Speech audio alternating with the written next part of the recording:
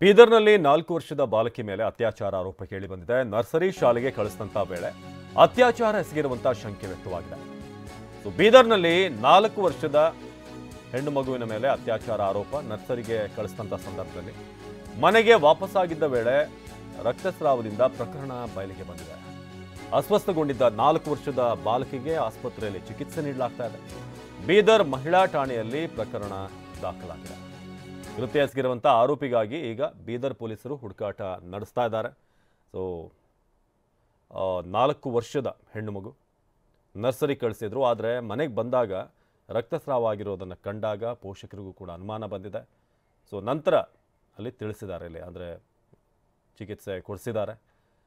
ಆಗಿರೋದೇನು ಅನ್ನೋದ್ರ ಬಗ್ಗೆ ಈಗ ಗೊತ್ತಾಗಬೇಕಾಗಿದೆ. ಸದ್ಯಕ್ಕೆ ಆ ಕಂಪ್ಲೇಂಟನ್ನು ಕೂಡ ನೀವು ನೋಡ್ತಾ ಇದ್ದೀರಾ. ತಂದೆ ತಾಯಿ ಕೊಟ್ಟಿರುವಂಥ ಕಂಪ್ಲೇಂಟ್. ಸುರೇಶ್ ನಮ್ಮ ಪ್ರತಿನಿಧಿ ಈ ಬಗ್ಗೆ ಹೆಚ್ಚಿನ ಮಾಹಿತಿಯನ್ನು ಕೊಡ್ತಾರೆ. ಸುರೇಶ್, ಏನಿದು ಘಟನೆ? ಸದ್ಯಕ್ಕೆ ಏನು ಮಾಹಿತಿ ಸಿಕ್ಕಿದೆ? ಯಾವತ್ತಾಗಿರೋದೇನು ಅಂತ? ಅವಿನಾಶ್, ಏನಂತಂದ್ರೆ ಇದೊಂದು ದೊಡ್ಡ ಘಟನೆ ಅಂತಾನೆ ಹೇಳ್ಬೋದು. ಯಾಕಂದ್ರೆ 4 ವರ್ಷದ ಬಾಲಿಕೆ ಮೇಲೆ ಒಂದು ಅತ್ಯಾಚಾರ ಮಾಡಿರ್ತಕ್ಕಂಥದ್ದು ಈ ಪ್ರಕರಣ ಕೂಡ ಈಗ ನಿನ್ನೆ ನಡೆದಿರ್ತಕ್ಕಂಥದ್ದು. ಆ ಬಾಲಿಕೆನೂ ಕೂಡ ಪ್ರತಿನಿತ್ಯನೂ ಕೂಡ ಸ್ಕೂಲಿಗೆ ಹೋಗ್ತಾ ಇತ್ತು. ಮುಂಜಾನೆ 8 ಗಂಟೆ ಸುಮಾರಿಗೆ ಸ್ಕೂಲಿಗೆ ಹೋಗ್ತಾ ಇತ್ತು.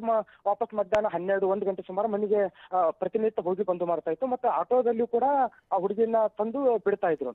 ಆದ್ರೆ ಈ ಘಟನೆ ನಡೆದಿರ್ತಕ್ಕಂಥದ್ದು ಸುಮಾರು ಮುಂಜಾನೆ ಸ್ಕೂಲಿಗೂ ಕೂಡ ಬಾಲಿಕೆ ಹೋಗಿದೆ.